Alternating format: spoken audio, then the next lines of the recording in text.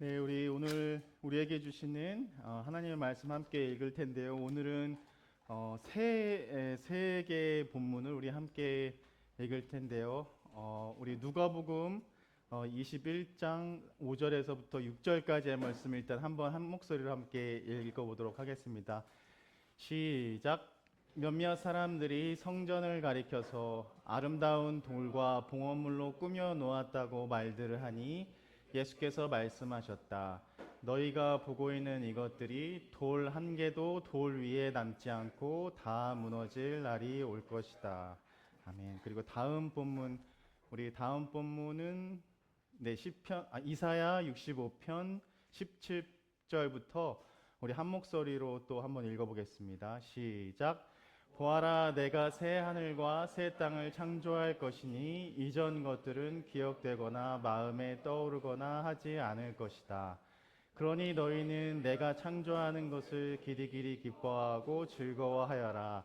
보아라, 내가 예루살렘을 기쁨이 가득 찬 도성으로 창조하고 그 주민을 행복을 누리는 백성으로 창조하겠다. 예루살렘은 나의 기쁨이 되고 거기에 사는 백성은 나의 즐거움이 될 것이니 그 안에서 다시는 울음소리와 울부짖는 소리가 들리지 않을 것이다. 아멘. 마지막으로 시편 98편 4절부터 우리 한 목소리로 읽어보겠습니다. 시작. 온 땅아 소리 높여 즐거이 주님을 찬양하여라. 함성을 터뜨리며 즐거운 노래로 찬양하여라. 수금을 뜯으며 주님을 찬양하여라. 수금과 아우르는 악기를 타면서 찬양하여라. 왕이신 주님 앞에 나팔과 뿔나팔 소리로 환호하여라. 바다와 거기에 가득 찬 것들과 세계와 거기에 살고 있는 것들도 내성치듯 큰 소리로 환호하여라. 강들도 손뼉을 치고 산들도 함께 큰 소리로 환호성을 올려라. 주님께서 오신다. 그가 땅을 심판하러 오시리니 주님 앞에 환호성을 올려라. 그가 정의로 세상을 심판하시며 뭇 백성을 공정하게 다스리실 것이다. 아멘. 이스라엘 역사에서 이스라엘 그 나라의 흥망성쇠를 잘 보여주는 것이 그 역사가 우리가 그 이스라엘 백성들 예루살렘 성전의 역사를 그 이야기들이나 역사를 살펴보면 우리가 이스라엘이 어떤 시절을 지내왔는지를 조금 분명하게 알아볼 수 있는 그러한 것들이 되기도 합니다. 그래서 오늘 본문에서 이야기하고 있는 것은 세 가지의 본문이 말하고자 하는 것은 우리가 읽었던 누가복음의 본문에서는 예수님께서는 성전이 무너질 것이다. 그들의 생명과도 같았던, 그들이 정말 중요하게 생각했던 그 성전이 무너질 것이다. 너희가 보고 있는 이 화려한 성전이 무너질 것이다. 라는 것들을 말씀하고 계시고, 이 말씀하는 것과 반대로 구약에 우리가 읽었던 이사야의 말씀은 그럼에도 불구하고 우리가 힘든 모든 것이 무너진 것과 같은 삶을 살고 있지만 그러나 심지어 성전이 무너지는 것 같은 너희들이 그러한 경험을 할지라도 그것이 끝이 아니라 내가 너에게 약속한 그 말씀 안에서 새 하늘과 새 창조를 그 새 예루살렘 그 성전을 세워나갈 그 일을 내가 너와 함께 하겠다는 약속이고, 그리고 이 두 가지의 상반되는 약속 아래 그러면 우리가 그럼에도 불구하고 심지어 우리가 생명이라고 믿었던, 우리가 이것은 정말 무너지지 않겠지라고 생각했던 것들이 무너지는 상황 속에서도 우리가 시편 기자의 지금 고백과 찬양처럼 우리가 온 하나님께서 창조하신 모든 피조물과 함께 기쁨으로 찬양할 수 있는 그러한 삶을 살게 되구나. 삶을 살자라는 것이 오늘 본문에서 이야기하는 것입니다. 그러나 조금 더 우리가 말씀을 들어보면 조금 한번 살펴볼게요. 말씀을 살펴보면 예루살렘 성전이 몇 번 무너졌었죠? 두 번 무너졌죠. 첫 번째는 바벨론 침공에 의해서 건축된 지 솔로몬이, 여러분들 다 기억해 보세요. 주일학교 때 생각해 보세요. 이게 솔로몬이 화려하고 웅장하게 지었던 그 솔로몬에 의해서 화려하게 건축된 성전이 500년이 지나서 바벨론 침공에 의해서 폐허가 되었고, 지난주의 말씀을 기억하신다면 학계 예언자가 그 뭐 뒷 이야기에 의하면 학계가 누구지? 그래서 그 학계를 챗GPT에 누군지 그 예배 중에 찾아봤던 분도 계시다고 하는데, 아무튼 그 학계 예언자가 얘기했던 거 뭐였죠? 성전을 건축하자. 성전을 건축하자. 하나님의 성전을 다시금 건축하자라는 다시금 그 마음 아래 그 스룹바벨에 의해서 학계 예언자의 그러한 동료와 격려를 통해서 그 성전이 다시 재건되면서 이스라엘 국가와 그 사회가 다시금 일어서는 것 같아 보이고, 더 이상 성전이 수모를 당하고 또 파괴되고 함락되는 일은 없다, 이렇게 믿었던 이스라엘 백성인데, 또다시 한 번 무너지는 일도, 성전이 한 번 무너지는 일을 경험하는 일도 되게 정말 놀라운 일이고 정말 상상하지 못했었을 그러한 일인데, 누가복음 21장에 오늘 보면 예수님께서 제자들과 함께 성전으로 올라가시면서 바라보고 있는 그 화려하고 웅장한 성전이 무너질 것이라고 예언하고, 그 예언이 바로 오래지 않아서 그 예수님의 예언도 현실이 되어서 무너지게 됩니다. 그래서 그 역사적 사실을 조금 우리가 살펴보면, 유대인들이 로마의 지배 아래 항거하는 그 전쟁을 일으키니까 로마의 황제 네로가 이 반란을 진압하기 위해 베스파시아누스 장군과 그 티투스를 파견해서 예루살렘을 포위하고, 그 이름 기억나시죠? 혹시 제가 예전에 설교할 때 그 예루살렘을 함락하는 그 사진, 그 사진을 여러분께 보여드리면서 그 티투스의 와 그 베스파시아스 장군이 그 예루살렘 성전을 포위하고 넉 달 동안이나 계속되는 공격을 잘 막아내는 듯 싶었지만, 결국에는 그 공격을 막지 못하고 예루살렘과 도성과 성전은 또 한 번 파괴되고 무너지는 그 경험. 그래서 유대인들에게 이 성전이 파괴되고 이 성전이 무너지는 그 사건, 함락되는 이 사건을 경험하는 그 사건은 정말 유대인들에겐 치욕적인 일일 수밖에 없었고, 하나님께서 계시는 성전이라고 믿었고, 절대 흔들리지 않을 우리의 삶의 어떤 중심점, 구심점과 같은 상징과도 같은 그러한 성전이었기 때문에 그 예루살렘 유대인들이 느꼈었던 그 상실감과 그 무력함과 이제는 우리는 어떻게 살아야지 하는 이러한 감정을 우리가 조금 상상해 볼 수 있습니다. 그래서 그때의 그 예루살렘 성전을 함락하면서 단순히 그 예루살렘 성전이 파괴된 것만이 아니라 그 당시에 제우스, 이방 그 그리스 신을 섬기던 제우스 신상을 이 예루살렘 성전 안에 놓기도 했고, 지금 프랑스 파리에 여행 가보신 분들 계시겠지만 프랑스 파리에 있는 개선문도 바로 이 티투스가 예루살렘을 함락한 개선문을 본따서 건축한 그 역사가 있고요. 또 그 약탈했던 예루살렘 성전에서 약탈해 갔던 성전의 물건들이나 조각들로 그 티투스의 개선문을 또 장식했고, 베스파시우스와 티투스는 그 성전에서 얻은 그 노획한 금으로 만든 하나님을 예배하던 테이블, 그리고 7나무까지 모양을 한 금 촛대 같은 온갖 성전의 보물들을 로마로 가져가서 그 티투스 개선문에 성전에서 약탈한 보물들을 다 조각으로 깨어서 그것을 새긴 것이 아직까지도 로마의 티투스 개선문에 남아있다는 것. 그러니까 유대인들이 보면 얼마나 치욕적인, 우리가 패배한 것들을 로마 것들이 다 약탈해 가서 그것을 그냥 그 우리의 승리의 기념으로 상징해서 그 하나님을 예배하던 그 모든 물건들과 촛대들을 그냥 뭐 하나의 장식물에 지나지 않은, 우리가 이것들을 다 함락해서 이기고 너희가 믿는 하나님은 어디 있어? 우리 로마가 너희가 믿어야 할 신이야 라는 것을 마치 나타내듯이 그렇게 그러한 이스라엘 백성이, 유대인들이 그러한 경험을 했다는 것. 그래서 성전이 무너졌다는 것은 그 어떤 역사적인 사건을 통해서 우리가 알 수 있는 그 비극적인 일이다라는 그러한 사실을 조금 더 넘어서는 우리가 정말 하나님을 이러한 하나님이 계신가? 우리와 함께 하신가? 이 하나님이 우리와 늘 함께 하신다는 이 하나님이 정말 계시는가라는 그 존재에 대한 그 사람들의 절망감, 실망감, 그것들을 우리가 상상해 볼 수 있습니다.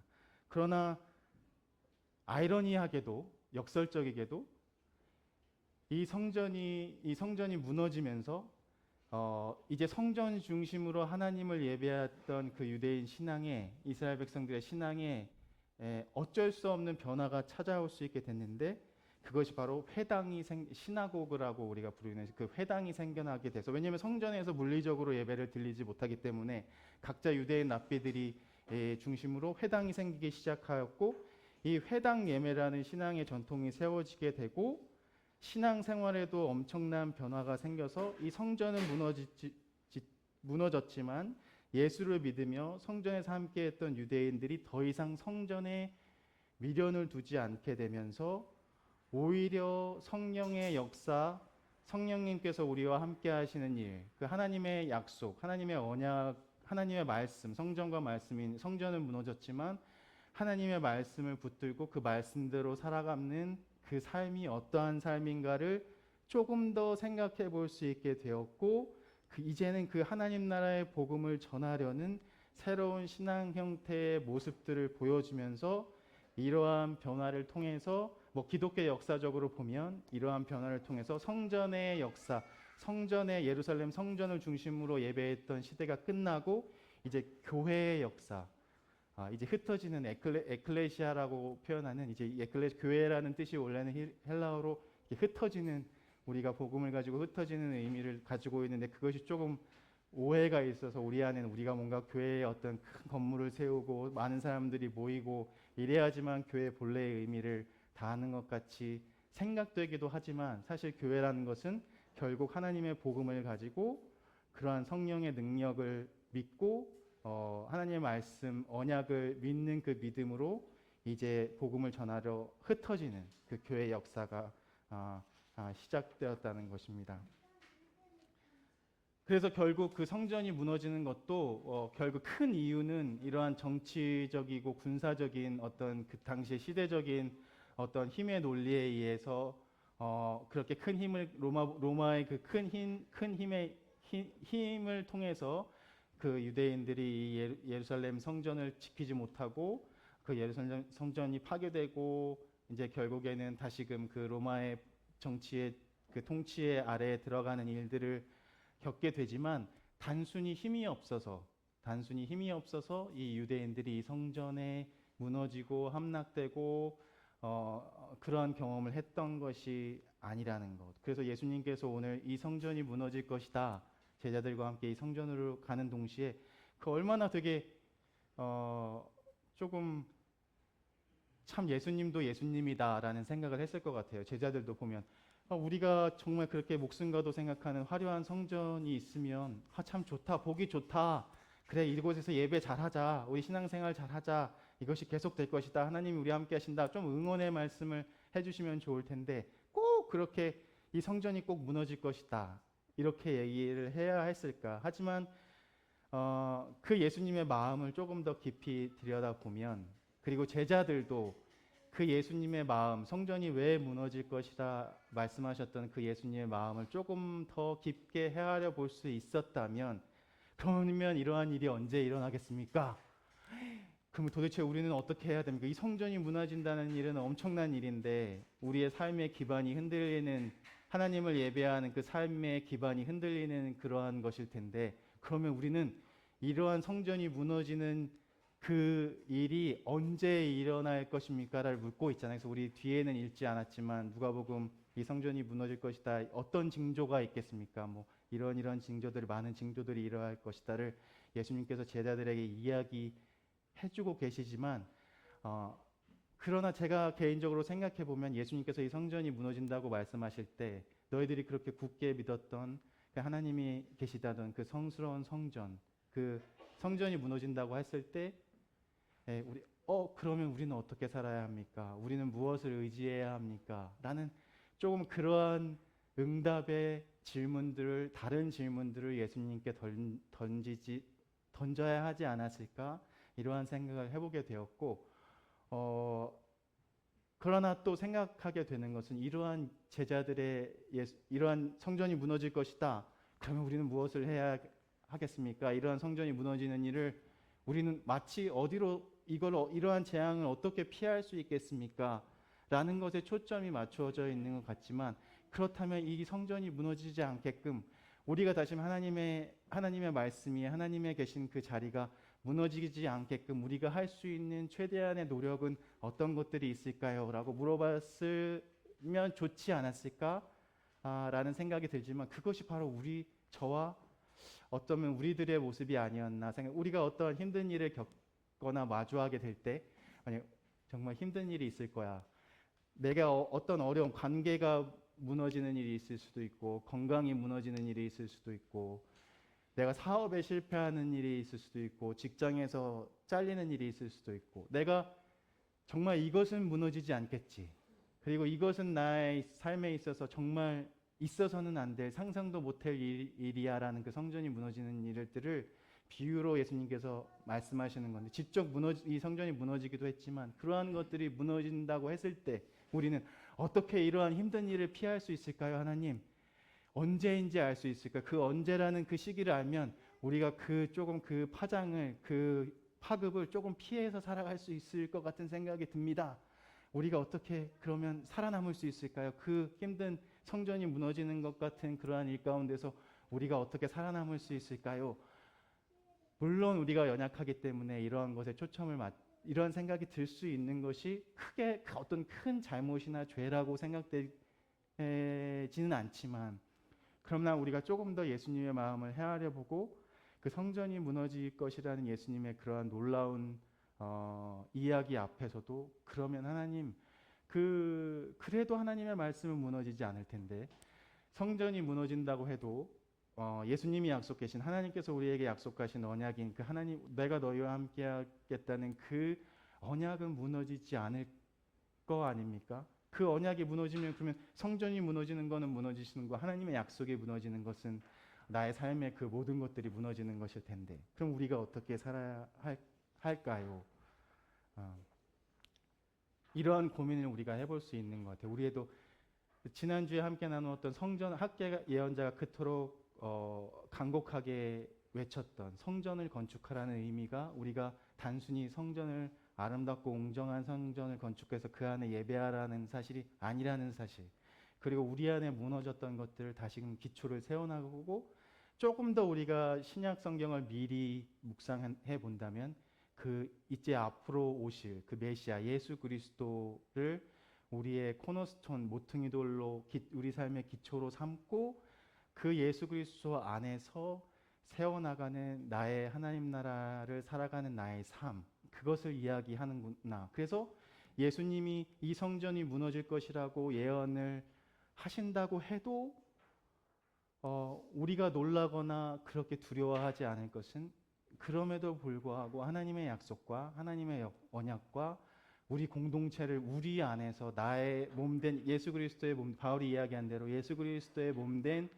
나의 한 사람 한 사람의 세워져 나가는 그 믿음과 하나님 나라의 삶을 통해서 그 언약과 하나님 말씀을 붙들고 사는 삶을 통해서 화려하고 웅장하고 어떤 그 큰 세상이 보기에 그 화려한 어떤 힘과 권력을 우리가 예배하는 것이 우리의 목표가 아니기 때문에 그 성전을 지금 성전을 세워 나가라는 그 지난주일 학계 선지자의 외침 그리고 오늘 예수 그리스도께서 이 너희가 보고 있는 모든 화려한 성전이 무너질 것이라는 그러한 예수의 이야기 그리고 이사야 선지자의 그 옛날 이사야 선지자가 얘기했던 이 세상의 모든 것들이 다 없어질지라도 하나님의 말씀은 없어지지 않고 그 말씀 아래 그 언약과 약속 아래 내가 무엇을 세운다? 새하늘과 새 땅을 너희에게 매일 창조하는 그 기쁨으로 너희와 함께 살겠다라는 그 하나님의 마음 예수 그리스도의 그 핵심 가르침 하나님 나라의 가치 그것들을 우리가 기억하면 우리가 우리를 많이 흔들고 흔드는 것조차 더 넘어서서 우리를 무너뜨리고 우리의 삶이 다 돌 하나 위에 돌 하나라도 남김없이 다 무너진 것 같은, 잘 모르겠어요. 어떤 상황이 우리 삶이 그렇지 않다면 좋겠지만 그러한 삶을 우리가 마주하는 것 같은 삶을 살아가고 있는 것 같다면 우리 학계 선지자 혹은 이사야의 외침, 시편 기자의 말처럼 두려워하지 마십시오. 여러분들은 흔들리지 마십시오. 무너짐을 경험할 때, 무너짐을 경험할 때, 여러분들이 그렇게 굳게 믿었던 것들이 무너지는 것들을 경험할 때, 세상이 다 무너지더라도 결코 무너지지 않을 하나님의 약속과 그 하나님의 언약과 예수 그리스도의 사랑, 성령의 능력을 붙잡으십시오.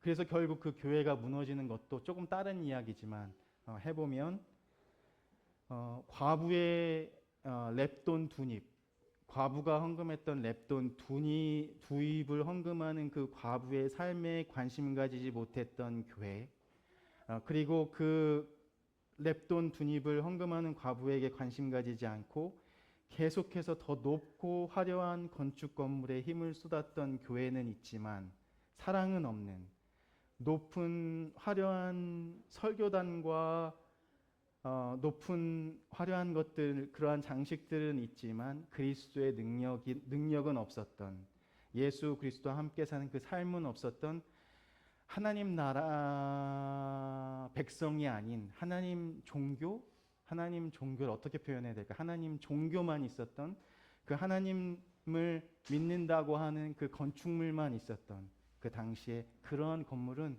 무너져도 아무런 상관이 없어. 나의 나라에서는 이러한 것들을 이야기하고 계시는 것은 아닐까. 오늘 신약 성경의 본문에서도 그러한 생각을 해보았습니다.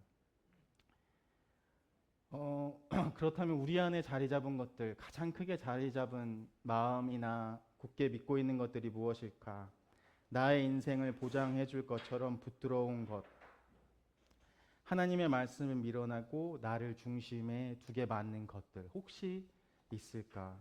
그것들은 오히려 지금 주님 앞에서, 하나님의 앞에서 무너져 내려 버려야 할 그 성전의 모습이 아닐까라는 생각을 한번 해보았습니다. 그것을 통해서 다시금 하나님의 말씀을 통해 지난주에 우리 함께 나눴던 말씀과 이어서 생각을 해본다면 하나님의 자리를 마련해 나가는 삶, 그 성전을 건축하라는 그 부탁은 우리의 삶에서 하나님의 자리를 마련해 나가며 살라는 그 초대와 부탁, 그리고 그 안에서 다시금 이 세상에서 기대하고 내가 믿었던, 붙잡았던 세상적인 것들이 무너지는 것들을 경험할지라도 하나님의 말씀 안에 있는 새 하늘과 새 땅을 살게 되는 그 기쁨의 회복은 그 누구도 무너뜨릴 수 없다는 믿음, 그 믿음이 우리에게 필요하고, 그래서 시편 98편의 말씀은 이 기쁨이 어디에서 비롯되는지 분명하게 우리 함께 마지막에 읽었잖아요.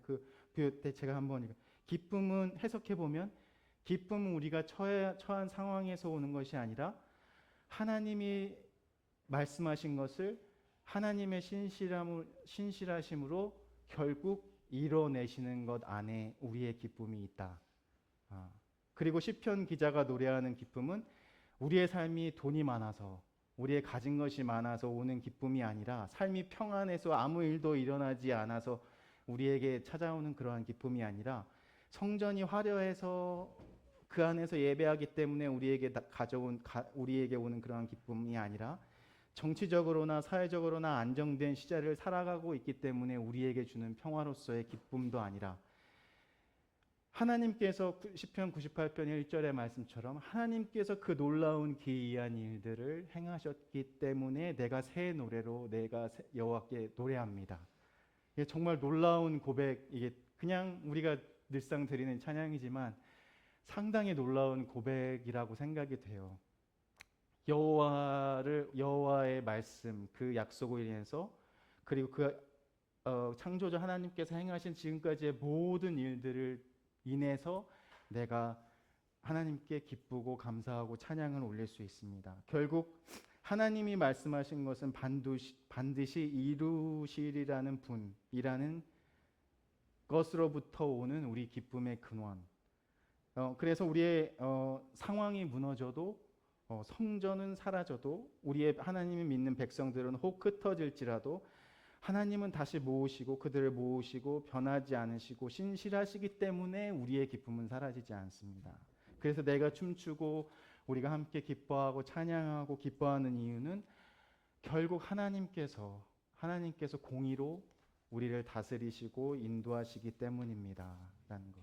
그래서 고린도전서 3장에도 우리 서신서에서도 우리 같이 함께 읽지는 않았지만 이어서 생각을 해보면 사도 바울이 성전은 예루살렘에 세워진 그 건물이 아니라 우리가 너무 잘 알고 있는 대로 주의 성령이 역사하시는 여러분이 우리 한 사람 한 사람이 바로 하나님의 성전입니다.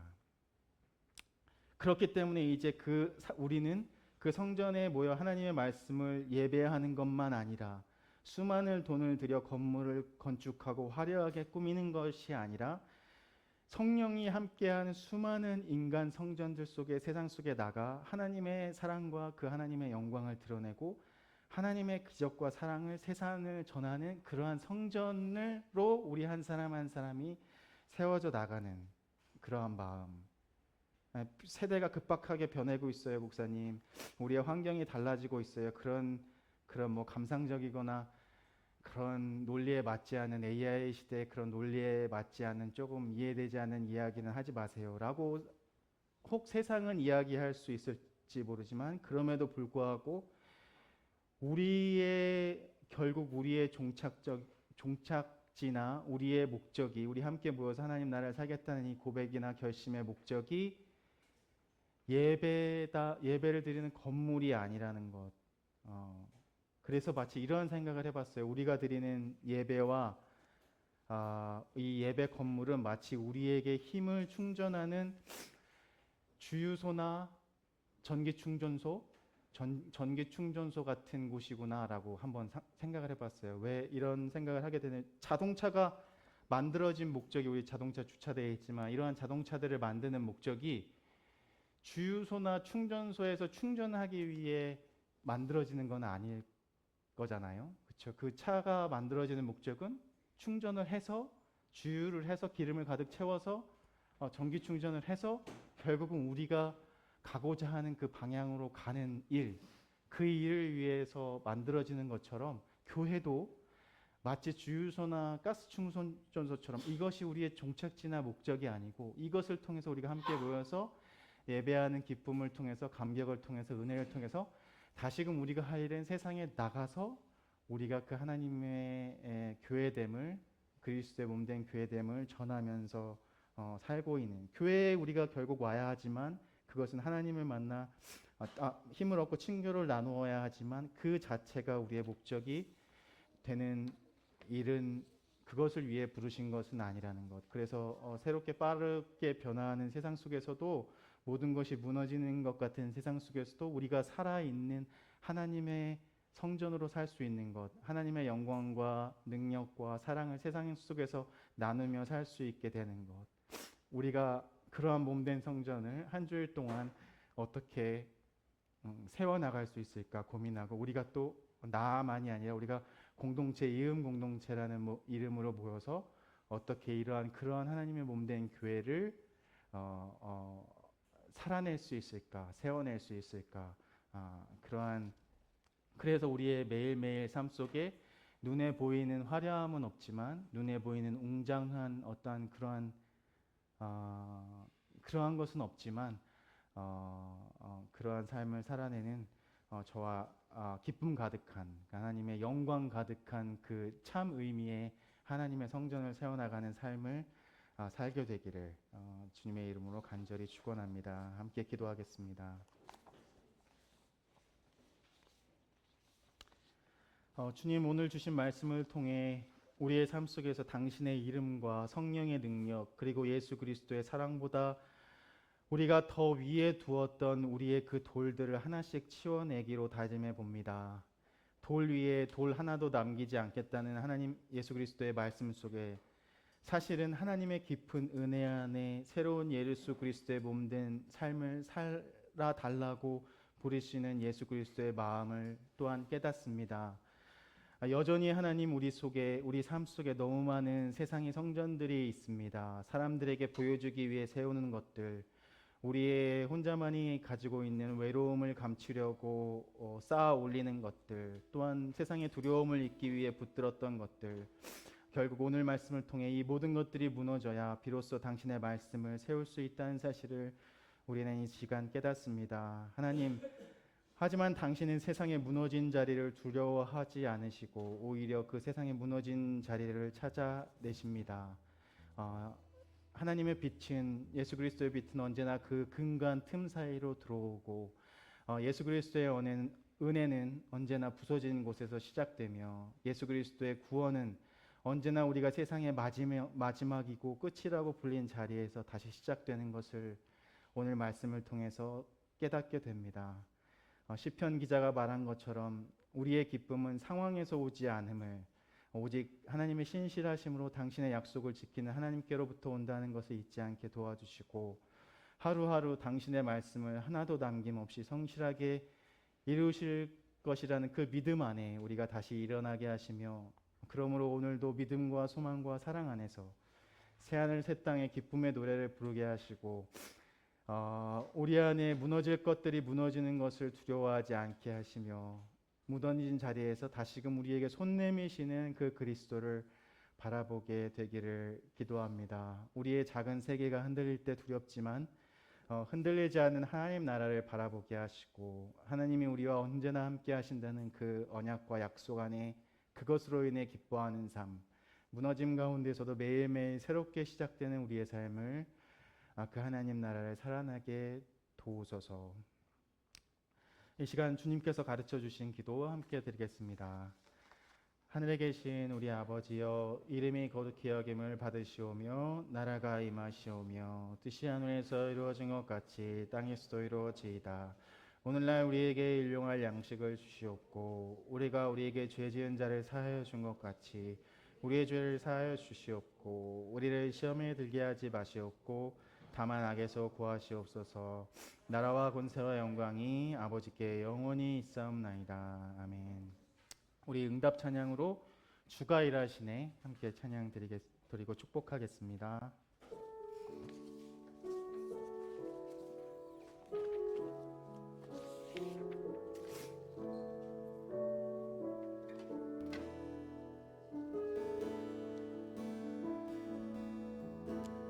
저물어 갈 때 빈들에서 걸을 때 그때가 하나님의 때, 내 힘으로 안 될 때, 내 힘으로 안 될 때, 빈손으로 걸을 때 내가 고백해 여호와 이래. 우리 주가 일하시네, 주가 일하시네, 주께 아끼지 않는 자에게 주가 일하시네, 주가 일하시네, 주가 일하시네, 신뢰하며 걷는 자에게. 우리 모인 이곳에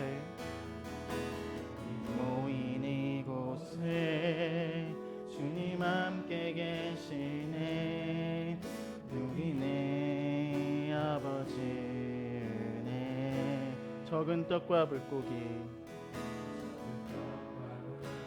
내 보는 걸 드릴 때, 내 모든 걸 드릴 때 모두 고백해, 모두 고백해 여호와 이 주가 일하시네, 주가 일하시네, 주가 일하시네, 주께 아끼지 않는 자에게 주가 일하시네, 주가 일하시네, 신뢰하며 걷는 자에게 1절만 다시 부르겠습니다.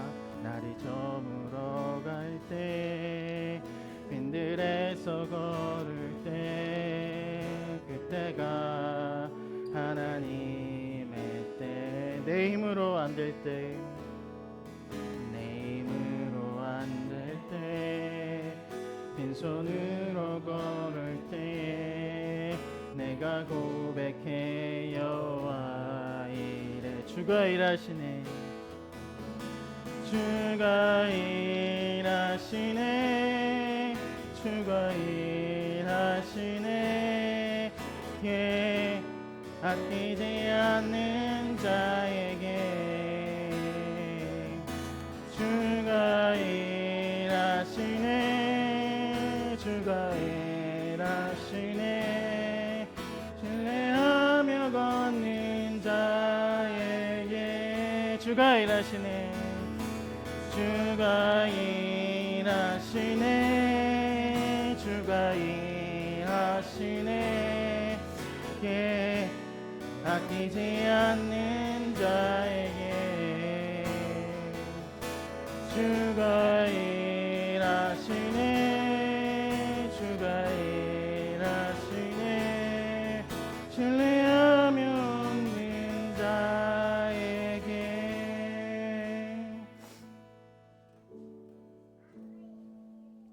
이제는 우리 주 예수 그리스도의 은혜와 하나님의 무한한 사랑과 성령님의 인도하시고 어느 곳에서나 역사하시는 그 능력이 이 시간 다시금 주님께서 일하십니다. 우리가 그 하나님의 무너지지 않는 그 언약을 믿고 세상으로 나아가 우리가 한 사람 한 사람 주님의 몸된 성전이 되어 하나님 나라를 이루는 그 모퉁이돌이 되겠습니다 다짐하는 우리 이음의 식구들, 그리고 함께 이 자리에 함께 예배하지는 못하지만 우리 한 마음으로 같은 마음으로 예배할 우리의 이음의 식구들, 그 기도의 제목들, 그리고 일터, 우리의 작은 일 하나하나까지 기억하시며 애쓰시는 우리 예수 그리스도, 그 사랑 믿고 나아가는 우리 이음의 식구들, 그 모두 위에 지금부터 영원토록 함께 하시기를 간절히 축원하옵나이다.